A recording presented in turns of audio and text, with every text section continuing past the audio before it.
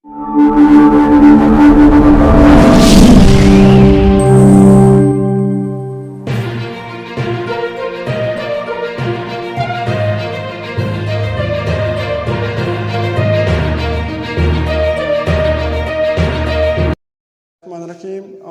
Series चल रही थी यूज़ ऑफ वर्ब। उसमें हमने पहले लेक्चर में बताया था कि टोटल एस्पेक्ट्स कौन से हैं। उसके बाद जो सेकंड लेक्चर था इस टॉपिक के ऊपर कि जो एक सब्जेक्ट है वो किस किस फॉर्म में आ सकता है, उसको हमने डिटेल में डिस्कस किया था।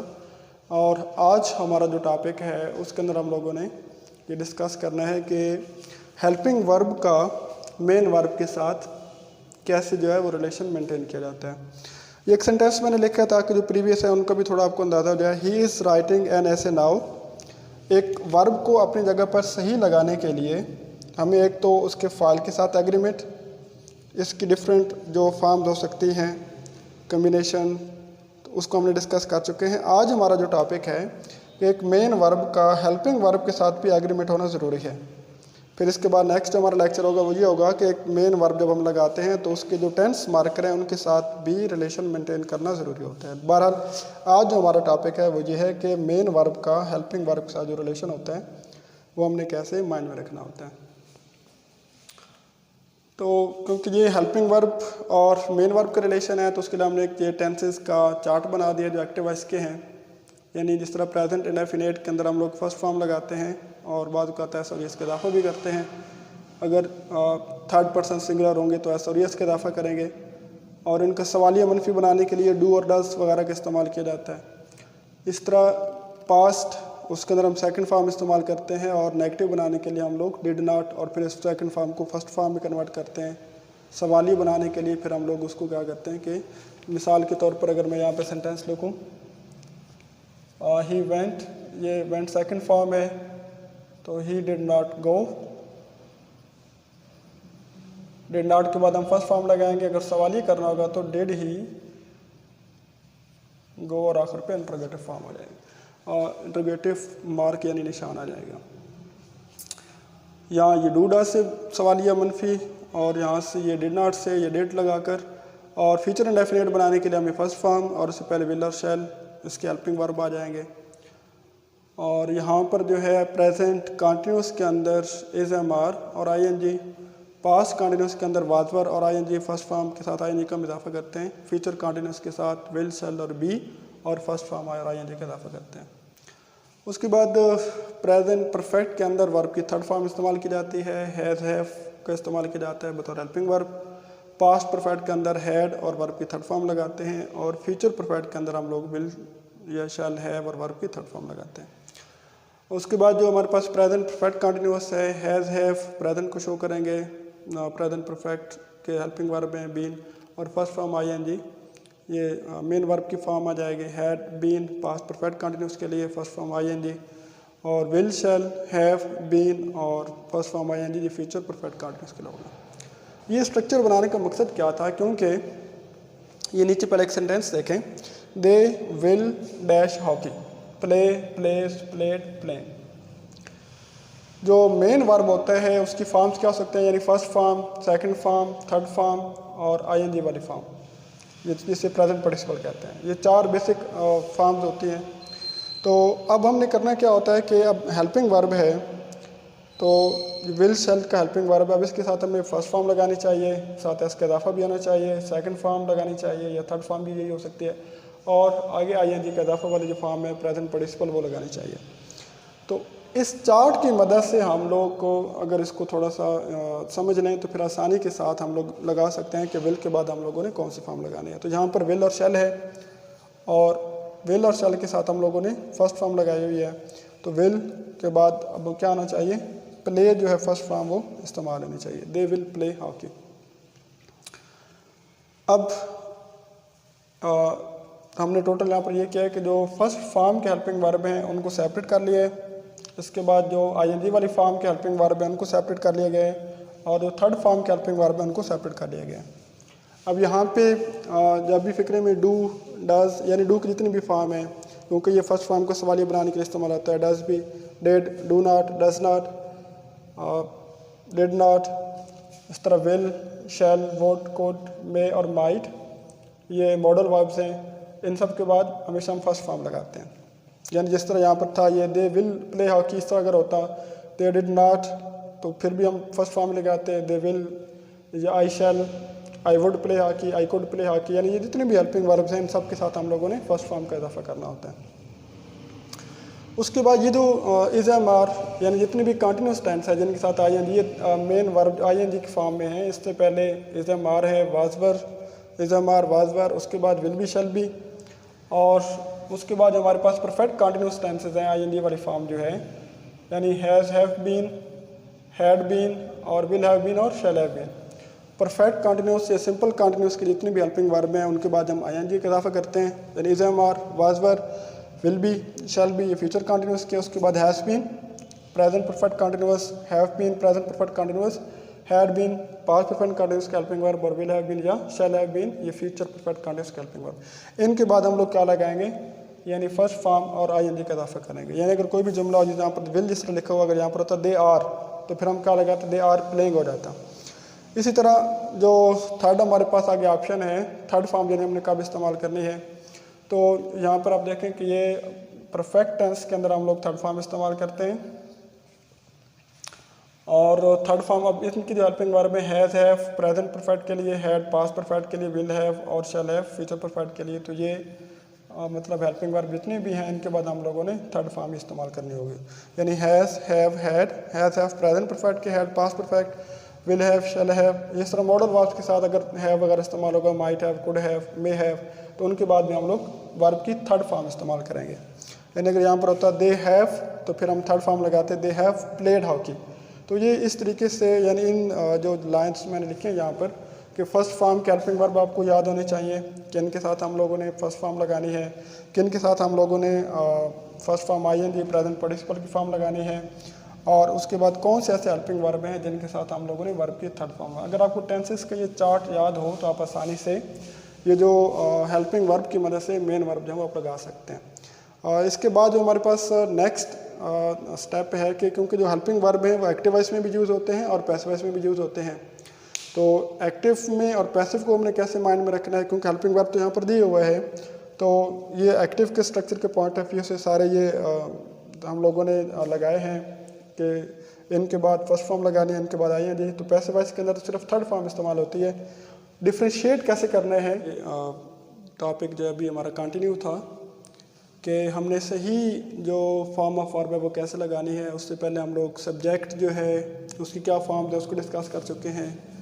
उसके बाद हमने डिस्कस किया है कि हेल्पिंग वर्ब का मेन वर्ब के साथ कैसे रिलेशन है, और इसी से एक लिंक है पैसिव वॉइस का, क्योंकि तमाम पैसिव वॉइस के अंदर कोई ना कोई हेल्पिंग वर्ब लाजमी इस्तेमाल होता है। और अगर फॉर एग्जांपल ये सेंटेंस हमारे पास था, doctor is examining the patient, यहाँ पर भी हेल्पिंग वर्ब हमारे पास इज़ था, और उसके बाद हमने आई एन जी की फॉर्म लगाई जो प्रेजेंट कंटिन्यूस हमने बनाया। यहाँ पर द पेशेंट इज़ एग्जामिन्ड और या एग्जामिनिंग क्या आना चाहिए, तो अब यहाँ पर भी इज़ है। अगर उस हेल्पिंग वर्ब के रूल के मुताबिक सिर्फ हेल्पिंग वर्ब को देखा जाए तो उसके मुताबिक तो इसको आना चाहिए, लेकिन जो सेंस है वो क्या हो जाएगा, वो ठीक नहीं होगा, क्योंकि डॉक्टर का काम है मुआयना करना, और एक्टिव वॉइस वो स्ट्रक्चर होता है जिसके अंदर जो सब्जेक्ट होता है वो परफॉर्मर होता है, वो काम कर रहा होता है। तो डॉक्टर का काम मुआयना करना है, लिहाजा ये एक्टिव वॉइस का स्ट्रक्चर है, यानी इज़ एम आर के साथ आई एन जी का इजाफा करना फाइल के साथ, ये शो करता है कि ये जो फाइल है वो इस काम को परफॉर्म कर रहे हैं। लेकिन द पेशेंट जो है उसका काम मुआयना करना नहीं है, बल्कि उसका मुआयना किया जाता है, एक्टिविटी इस पर परफॉर्म की जाती है। और पैसिव वॉइस के अंदर क्या होता है कि जो सब्जेक्ट होता है उस पर काम किया जाता है, ना कि वो खुद परफॉर्मर होता है। अब क्योंकि सेंस के अंदर डिफरेंस है, लिहाजा ये एक्टिव वॉइस का ये स्ट्रक्चर होगा और ये स्ट्रक्चर पैसिव वॉइस का होगा। लिहाजा हमने सिर्फ हेल्पिंग वर्ब को नहीं देखना बल्कि वॉइस को भी देखना है। वॉइस के देखने से क्या मुराद है, हमने ये देखना है कि क्या जो सेंटेंस है इसके जो सब्जेक्ट है वो एज परफॉर्मर काम करने वाला है या एज परफॉर्मर काम करने वाला नहीं है। तो पैसिव वॉइस के अंदर जो सब्जेक्ट होता है वो परफॉर्मर के तौर पर काम नहीं कर रहा होता, लिहाजा उसका स्ट्रक्चर डिफरेंट होगा। इज़ एम आर के बाद हम लोग पैसिव वॉइस के अंदर थर्ड फॉर्म लगाते हैं। ये वाला जो स्ट्रक्चर हम इस्तेमाल करेंगे ये एग्जामिनिंग नहीं होगा। अगर ये हम लगा दें इसका मतलब ये होगा कि मरीज़ जो है वो मुआयना कर रहा है, जो कि ठीक नहीं है। बेसिक तो यानी ये आपको डिफरेंस का पता होना ज़रूरी है कि एक्टिव वॉइस के अंदर और पैसिव वॉइस के अंदर डिफरेंस क्या होता है। एक्चुअली सब्जेक्ट जो है वो खुद एक्टिव या पैसिव नहीं होता, उसके बाद इस्तेमाल होने वाला जो वर्ब का स्ट्रक्चर है वो उसको एक्टिव या पैसिव बनाता है। मसलन अकरम समझें ये एक सब्जेक्ट है और उसके बाद एक तरफ ये फर्स्ट फॉर्म ईएस और उसकी तरफ दूसरी तरफ इज़ और ये थर्ड फॉर्म है। अगर आप ये उसके बाद लगाते हैं अकरम पनिशेस, तो इसका मतलब है कि अकरम सज़ा देता है, तो ये एक्टिव वॉइस का स्ट्रक्चर हो जाएगा इस वर्ब किस फॉर्म की वजह से, फर्स्ट फॉर्म इस कंडीशन में लिखे जाने की वजह से। अगर आप अकरम के बाद ये वाला स्ट्रक्चर लगाते हैं तो अब अकरम जो है वो एक्टिव रोल परफॉर्म नहीं कर रहा है, तो परफॉर्मर नहीं है, बल्कि ये पैसिव का रोल इसका हो जाएगा। अकरम इज़ पनिश्ड, यहाँ पर मतलब होगा कि अकरम को सज़ा दी जाती है, यहाँ अकरम सज़ा देता है किसी और को। और अगर ये स्ट्रक्चर आप वर्ब को लगा देते हैं इज़ मार के बाद थर्ड फॉर्म, तो इसका मतलब ये हो जाएगा कि अकरम को सज़ा दी जाती है। अगर इस तरह का आप लिखते हैं कि अकरम इज़ पनिशिंग, आप तर्जमा क्या हो जाएगा अगर आप अकरम के बाद इस स्ट्रक्चर को लगाते हैं अकरम सज़ा दे रहे हैं, लेकिन अगर आप इस स्ट्रक्चर को लगाएंगे अकरम इज़ बीइंग पनिश्ड, तो इसका मतलब ये हो जाएगा कि अकरम को सज़ा दी जा रही है। तो एक मतलब तो ये होगा कि फ़ाइल खुद एक्टिव और पैसिव नहीं होता, उनके बाद इस्तेमाल होने वाला जो स्ट्रक्चर है वो उनको बाउंड करता है कि वो एक्टिव है या पैसिव हैं। तो यानी जो स्ट्रक्चर एक्टिव वॉइस का है वो किसी सूरत में पैसिव वॉइस का नहीं हो सकता, क्योंकि फिर तो डिफ्रेंशिएट करना भी मुश्किल हो जाएगा। तो एक्टिव वॉइस का स्ट्रक्चर टोटली डिफरेंट है और पैसिव वॉइस का जो स्ट्रक्चर है वो टोटली डिफरेंट है। तो फर्स्ट फॉर्म का जब पैसिव वॉइस बनाया जाता है उसके अंदर इज़ और थर्ड फॉर्म, पास्ट इंडेफिनिट के लिए वाज वर और फिर थर्ड फॉर्म लगाई जाती है, प्रेजेंट कंटिन्यूस के लिए इज़ बीइंग और उसके बाद थर्ड फॉर्म, पैसिव वॉइस सब में थर्ड फॉर्म लाजमी इस्तेमाल होती है। फ्यूचर इंडेफिनिट होगा तो उसके लिए हम लोग विल, शैल और बी और वर्ब की थर्ड फॉर्म जो है इस्तेमाल करते हैं फ्यूचर इंडेफिनिट का। और उसके बाद प्रेजेंट कंडीशन पर लिखा गया है। इस तरह अगर पास्ट कंटिन्यूस होगा तो उसके लिए वाज, वर और बीइंग और उसके बाद वर्ब की थर्ड फॉर्म। और अगर यही फ्यूचर इंडेफिनिट का अगर आप लोग एक्टिव वॉइस में देखेंगे तो वो विल, शेल और उसके बाद वर्ब की फर्स्ट फॉर्म लगाएंगे। यहाँ पर विल शेल के बाद बी भी लगाना है, फिर थर्ड फॉर्म लगाने हैं, यहाँ पर विल शेल और फर्स्ट फॉर्म लगाने हैं। यहाँ पर वाज, वर और आईएनजी हो जाएगा। इसी तरह आगे हैज़, हैव, हैड, ये जितनी भी हैं इनके साथ हम लोग बीन का इजाफा करते हैं, हैज़, हैव, बीन और थर्ड फॉर्म। यानी बात बेसिक पॉइंट है वो अपने माइंड में क्या रखना है कि पैसिव वॉइस की स्ट्रक्चर टोटली डिफरेंट है। जब ये किसी सब्जेक्ट के बाद लगते हैं तो उसका मतलब होता है कि सब्जेक्ट परफॉर्मर नहीं रहा। एक्टिव वॉइस के 12 अलग स्ट्रक्चर हैं, अगर ये आप वर्ब के बाद सब्जेक्ट के बाद लगाते हैं तो उसका मतलब है कि सब्जेक्ट आपका एज परफॉर्मर है। अच्छा, अब थोड़ी सी मज़ीद हम ये देश में देखना चाहते हैं कि इस पैसिव वॉइस के इस्तेमाल किस किस कंडीशन में होते हैं। अब पहला हमने सेंटेंस लिखा है द मिनिस्टर वाज मर्डर्ड।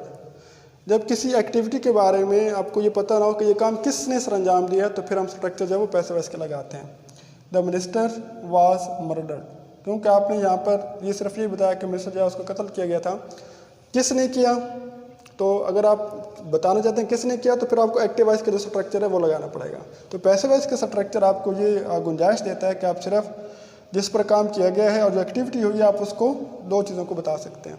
इसी तरह I have been told that, अगर किसी ने आपको कोई इन्फॉर्मेशन दी और वो उसको एग्जैक्टली नहीं, आपको नाम नहीं याद रहा, आप नाम भूल चुके हैं, तो तब भी आप लोग क्या कर सकते हैं, पैसिव वॉइस का स्ट्रक्चर लगा सकते हैं। आई हैव बीन टोल्ड, मुझे बतलाया गया था, किसने बतलाया था वो आपके माइंड में नहीं है, तो पैसिव वॉइस के स्ट्रक्चर के थ्रू आप लोग ये सेंस जो अपना वो समझा सकते हैं।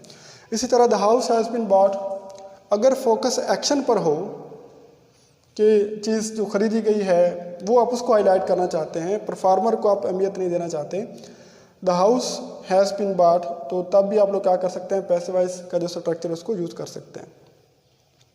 जिस चीज़ पर काम किया गया है उसको हाईलाइट करना चाहते हैं, एक्टिविटी को हाईलाइट करना चाहते हैं, तो ये पैसिव वॉइस का स्ट्रक्चर ही यूज़ किया जाता है।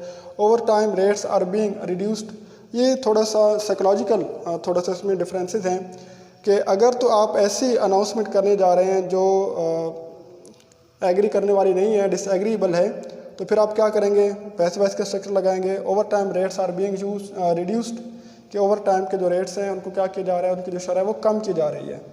तो ये एक डिसएग्रीएबल जो अनाउंसमेंट है इस वजह से आप लोग पैसिव वॉइस का, और अगर आप जो पॉजिटिव अनाउंसमेंट है, एग्रीएबल अनाउंसमेंट है, तो उसके लिए आप एक्टिव वॉइस का स्ट्रक्चर लगाएंगे। I am increasing over time rates, या आप खुशी से बताना चाहेंगे कि ये मैं ये काम करने जा रहा हूँ। तो जब कोई डिसएग्रीबल अनाउंसमेंट हो, अनप्लेजेंट सिचुएशन को डिस्क्राइब करना हो, तो फिर आप लोग पैसिव वॉइस का स्ट्रक्चर, अदरवाइज आप एक्टिव वॉइस का। ये बेसिक उसकी यूसेज हैं। और यूसेज के लिहाज से जो आप लोगों ने ज़्यादा उसमें माइंड में रखना है, एक और मतलब जो मार्कर लगाया जाता है कि बाई जो है वो भी इंडिकेशन होती है कि जिस तरह the patient is examined by the doctor, तो बाय का स्ट्रक्चर, उसके बाद नाउन एजेंट जो काम करने वाला अगर वो लगा हो तो वो भी हमें इंडिकेट कर रहा होता है कि यहाँ ये पैसिव वॉइस का स्ट्रक्चर है। ये हमारा हेल्पिंग वर्ब के पॉइंट ऑफ व्यू से था कि जब भी हमने हेल्पिंग वर्ब लगाना है तो हमने सिर्फ ये नहीं देखना कि इस एम आर के बाद ING लगाते हैं तो आप यहाँ पर भी वही लगा देंगे, बल्कि उससे पहले हमने ये भी ध्यान में रखना है कि स्ट्रक्चर एक्टिव वॉइस का है या पैसिव वॉइस का है। और एक्टिव वॉइस के जो हेल्पिंग वर्ब है उनके बाद जो मेन वर्ब आएगा वो डिफरेंट होगा, और पैसिव वॉइस के अंदर जो हेल्पिंग वर्ब इस्तेमाल होंगे उनके बाद जो मेन वर्ब आएगा वो टोटली डिफरेंट होगा, क्योंकि एक्टिव का स्ट्रक्चर और पैसिव का स्ट्रक्चर टोटली डिफरेंट है और इनको अलग अलग माइंड में रखना आपके लिए बहुत ज़रूरी है जी।